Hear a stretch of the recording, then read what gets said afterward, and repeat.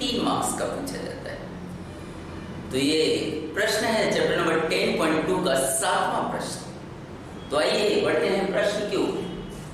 दो समकेंद्री वृत्तों की त्रिज्याएं 5 सेंटीमीटर और 3 सेंटीमीटर है। यदि बड़े वृत्त की जीवा छोटे वृत्त को स्पर्श करे तो उस बड़े वृत्त की जीवा का मान या उसकी लंबाई ज्ञात करो।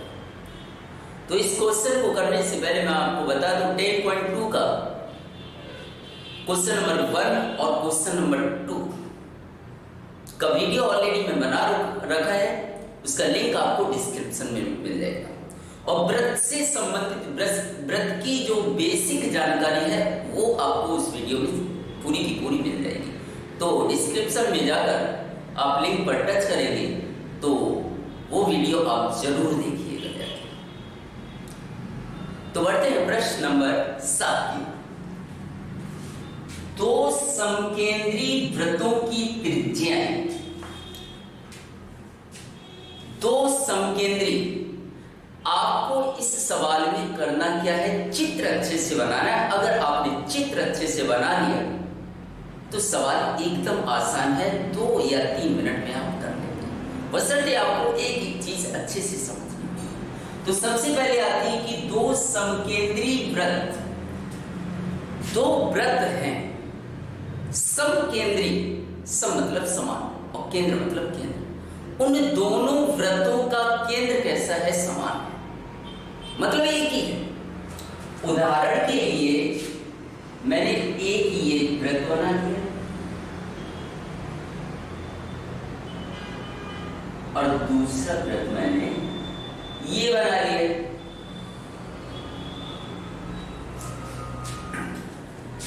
अब जब हम वृत्त बनाते हैं तो उसका कोई क्या होता है, केंद्र होता है। इस केंद्र का नाम मैंने ले लिया O। तो ये छोटे वाले वृत्त का भी केंद्र क्या होगा, O, और बड़े वाले वृत्त का भी केंद्र क्या होगा, O होगा। इसका मतलब ये हुआ। अब क्या कह रहा है कि दो समकेंद्री वृत्तों, तो समकेंद्री वृत्त का मतलब आपको समझ आ गया कि त्रिज्याएं। तो सबसे पहले आपको ध्यान देना कि त्रिज्या क्या होता है। ये होती है वृत्त की परिधि और ये इसका क्या कहलाएगा, केंद्र। तो केंद्र से परिधि तक की दूरी को त्रिज्या कहते हैं। केंद्र से परिधि तक की दूरी को क्या कहते हैं, त्रिज्या।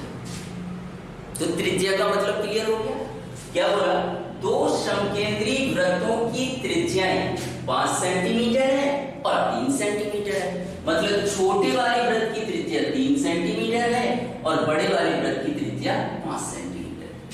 तो ये त्रिज्या मैंने ले ली 3 सेंटीमीटर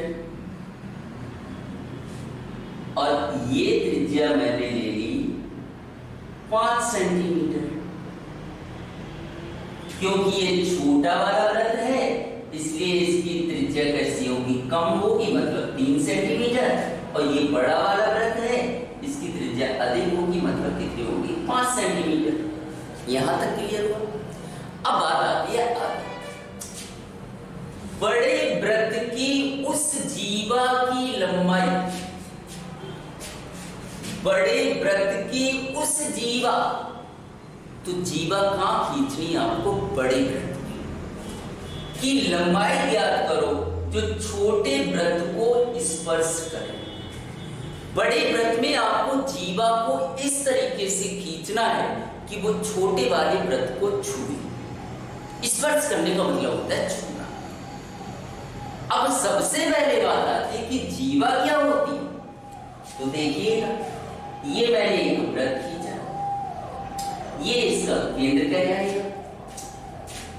तो केंद्र से न गुजरने वाली रेखा, मैंने ये रेखा खींच दी, ये क्या कहलाएगी, जीवा। मैंने इधर एक रेखा खींच दी, ये भी क्या कहलाएगी, जीवा। इधर रेखा खींच दी, ये भी क्या कहलाएगी, जीवा।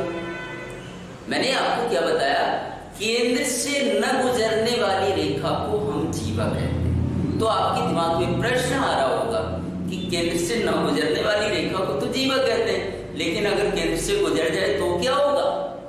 तो ध्यान रखिएगा, केंद्र से गुजरने वाली रेखा को हम व्यास कहते हैं। क्या कहते हैं? व्यास।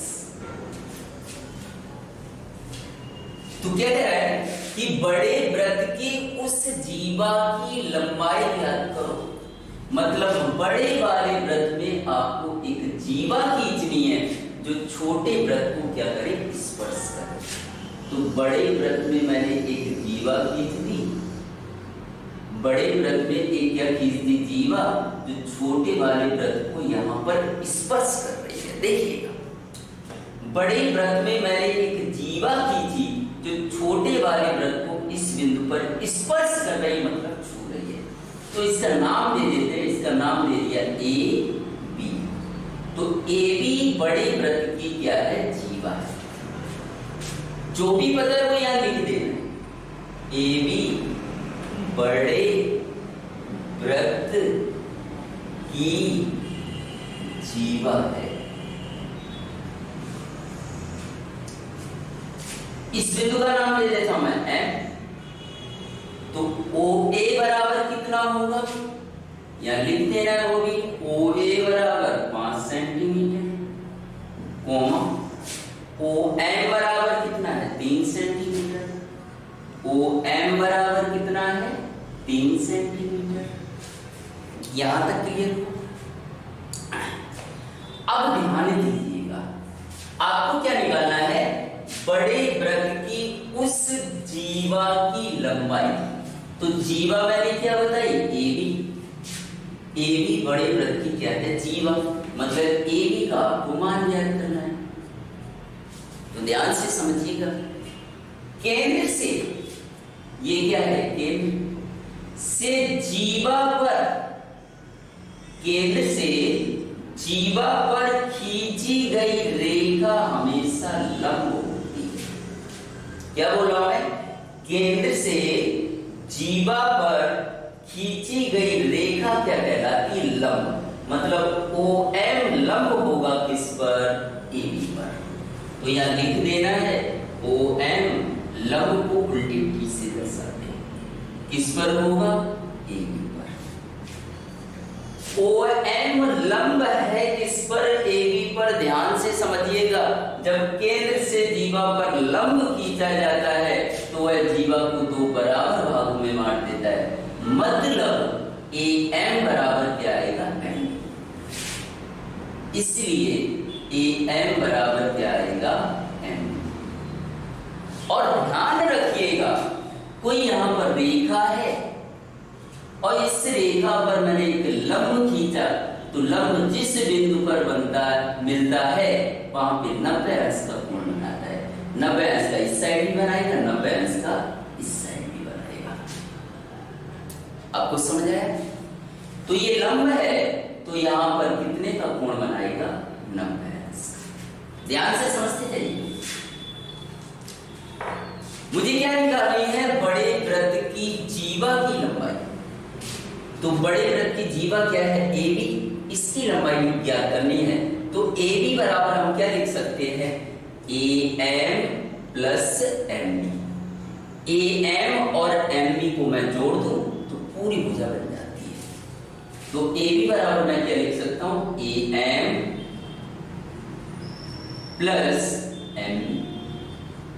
और अभी अभी मैंने आपको बताया ए एम और एम बी, ए एम और एम बी का मान कैसा है? समान।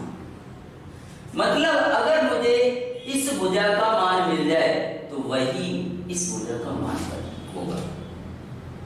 मतलब मुझे इस भुजा का मान ज्ञात करना है। अगर इस भुजा का मान 10 आ गया तो इसका भी कितना आ जाएगा? 10 आ जाएगा, क्योंकि ये दोनों बराबर है।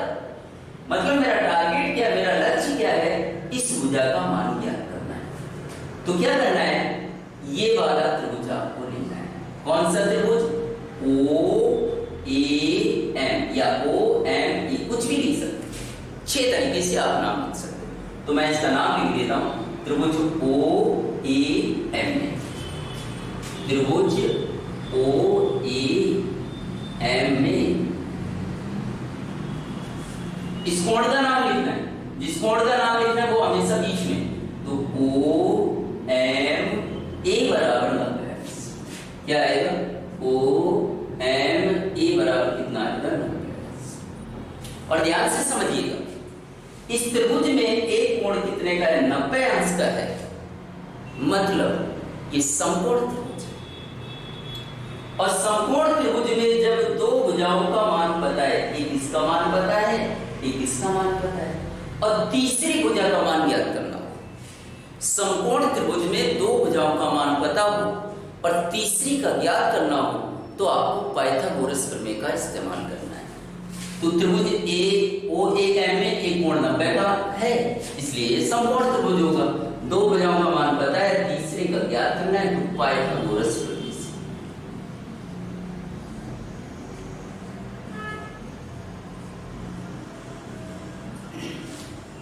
इसे पाइथागोरस। याद रखिएगा, 90 अंश के सामने की भुजा हमेशा कर्ण कहलाती है।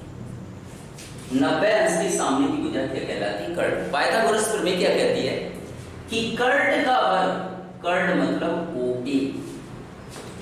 OA, कर्ण का वर्ग बाकी दोनों भुजाओं, तो कर्ण ये हो गया, तो दो भुजाएं कौन सी बची? OM और AM। क्या बचा? OM और AM। कर्ण का वर्ग बाकी दो भुजाओं के वर्ग के योग के बराबर। क्लियर हुआ यार? अब जो मान पता है वो रख देते हैं। OA का मान कितना है? 5, तो OA का मान मैंने रख दिया यहाँ 5। वर्ग है तो क्या आएगा? वर्ग। OM का मान कितना है? 3, तो 3 लिख दिया। वर्ग है तो क्या आएगा? वर्ग। प्लस AM का मान क्या करना है? ज्ञात करना है, तो AM जैसे का तैसा। 5 का वर्ग 5 का 2 बार गुणा करेंगे तो 5 पंजे कितना हो जाएगा? 25। 3 का वर्ग 3 का 2 बार गुणा करेंगे, 3 दिया 9, प्लस AM स्क्वायर जैसे का तैसा। मुझे AM का मान निकालना है तो 9 को इधर ले जाना पड़ेगा, इसके आगे कुछ नहीं, प्लस, और इधर जाएगा तो किसका हो जाएगा? माइनस। तो यहाँ क्या हो जाएगा? 25 माइनस 9 बराबर AM स्क्वायर। 25 यहाँ प्लस है, इधर हो जाएगा माइनस, बराबर AM स्क्वायर। और 25 में से 9 घटाएंगे कितना आता है? 16। वर्ग घटाएंगे इधर क्या है? तो वर्ग बराबर AM जैसे का तैसा। 16 का वर्गमूल कितना होगा? 4। 4 चौक 16, कितना आ जाएगा? 4 सेंटीमीटर। बराबर क्या हो जाएगा? AM का मान कितना आ गया? 4 सेंटीमीटर। AM का मान कितना आया? 4। और AM किसके बराबर है? MB के। तो इसका मान जब 4 है तो इसका भी कितना आएगा? 4। तो 4 सेंटीमीटर। AM किसके बराबर है? AM MB के बराबर है, तो AM की जगह मैं क्या लिख दूंगा? यहाँ MB। मुझे जीवा की लंबाई ज्ञात करनी है, मतलब AB ज्ञात करना है, तो AB बराबर AM का मान कितना आया? 4, प्लस MB का मान कितना आया? 4। 4 प्लस 4 बराबर कितना हो गया? 8। AB बराबर कितना आया? 8 सेंटीमीटर। और AB क्या है? बड़े वृत्त की जीवा है, तो यहाँ लिख देना है बड़े वृत्त की जीवा की लंबाई AB बराबर 8 सेंटीमीटर। उम्मीद करता हूं मेरा ये वीडियो आपको पसंद आया हो। अगर इसी प्रकार के आप वीडियो हमारे देखना चाहते हैं तो हमारे चैनल को सब्सक्राइब जरूर कर लें, और बाजू में जो बेल आइकन का बटन है उसे जरूर दबाइएगा, और मेरे वीडियो को ज़्यादा से ज़्यादा शेयर करें ताकि प्रत्येक बच्चे तक हमारा वीडियो पहुंच सके। Thank you.